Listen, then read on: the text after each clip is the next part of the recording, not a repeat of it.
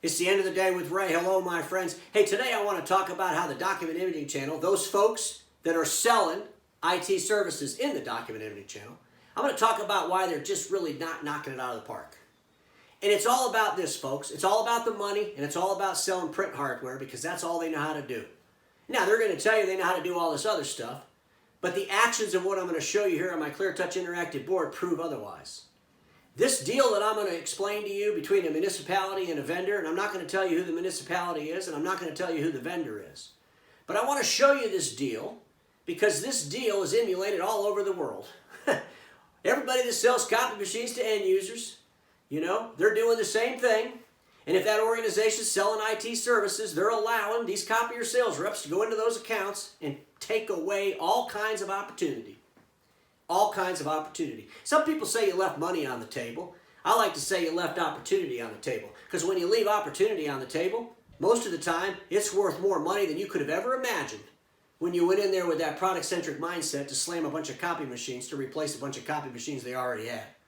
So without any further ado, let's get on the ClearTouch interactive board, and I want to share with you a story between a vendor and a municipality. The first slide I want to show you is the simple slide, folks. You know, we got to get our mind in the infrastructure of the organization.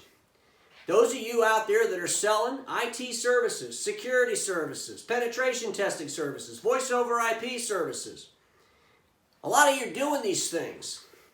The problem is you're leading with people that have a mindset that's stuck in an 11 by 17 drawer of a printer or a copier.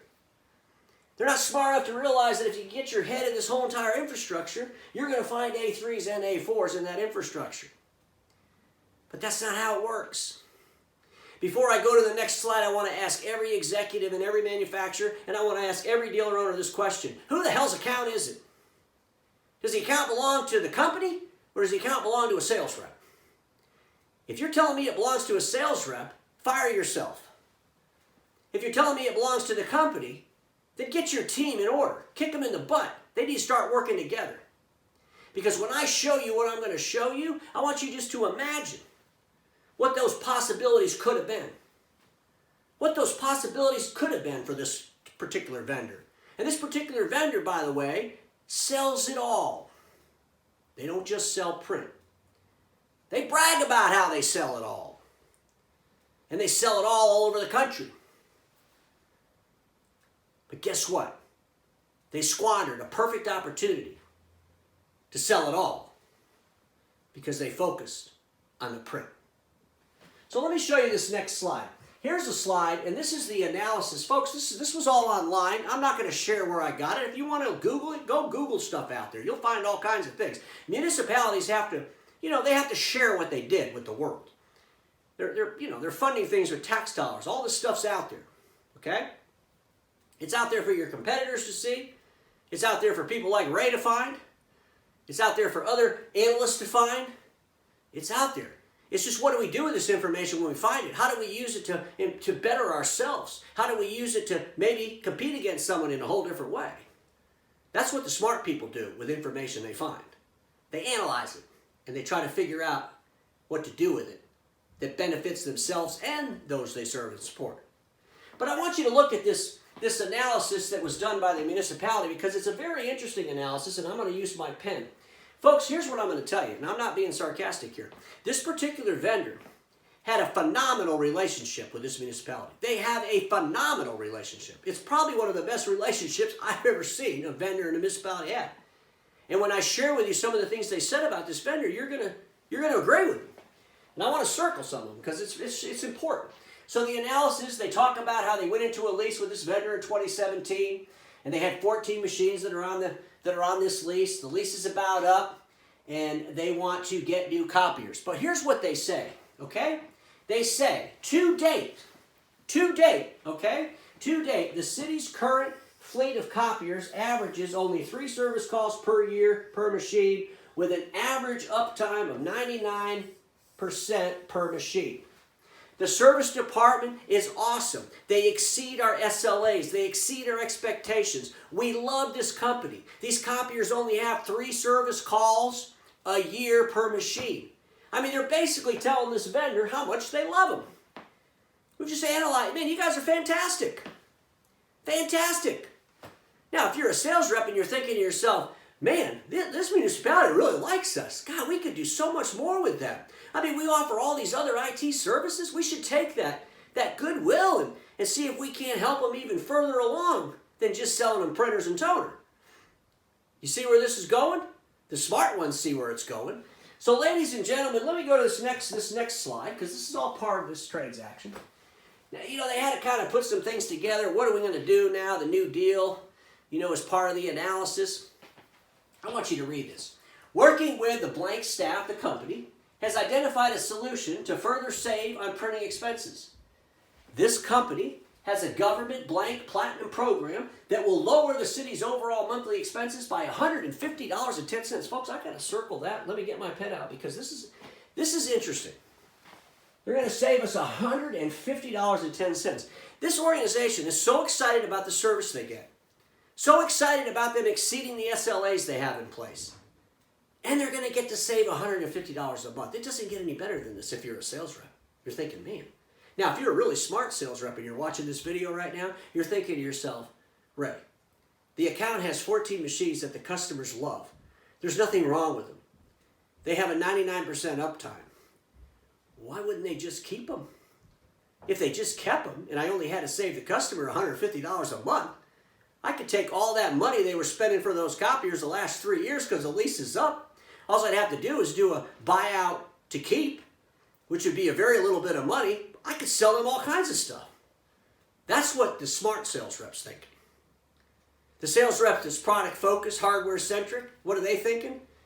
Man, I'm going to sell them 14 machines just like they got. The only thing different is the name on the machine, the number on the machine. They all do the same things. They all do 11 by 17 paper. We know the municipality's doing a lot of that.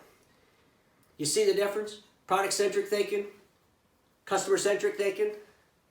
Customer-centric thinking, reps thinking about all the things they're going to be able to do with all this money. It gets so much better, my friends. Let me go to the next slide. So the next slide, folks, let me ask you all a question. When you do a deal with a municipality, city, government, anybody, any kind of deal with tax dollars, what's the thing that you hate the most? I mean, they're funding these with tax dollars. What usually happens? Like 99.9% of the time. You guessed it, they got to go to bid. It always sucks. You're giving them the greatest service in the world. They love your SLAs. They love your machines. They're always running. Everything's fantastic, but we got to go to bid and get 12 other people. Well, not this municipality. This municipality loves this vendor so much, they're going to recommend to the city council. I got to write this down. I got to circle it for you, folks. They're going to recommend to the city council that they waive the bidding requirements and approve the resolution. We love these people so much, just waive everything. Just no need to bid. They're saving us $150. We can get the money out of this budget. Let's just do it. This is a great accomplishment for this vendor. I'm not taking that away from them. What I'm taking away from them is the fact that they squandered it. Because what else could they have done? Now, they might recognize this deal and say, well, Ray, we couldn't do anything. That's all we could do. That's all we could do. And I'll say, no, that's not all you could do. Because even if they didn't want to buy IT service from you, even if they didn't want to keep their old machines, I don't think he even asked them. Did they even know? Did they know that they could keep the machines they had? That they could exercise the buyout to keep? Probably not. You see what the smart sales reps are starting to think about right now? Wow. Anyway, folks, I got to go to the last page because the last page of my presentation kind of puts it together. If you're a smart rep out there, you already know where I'm going. I could save the customer $150 a month. They could spend the exact same amount of money they were paying for those 14 machines. I could leave those 14 machines in there.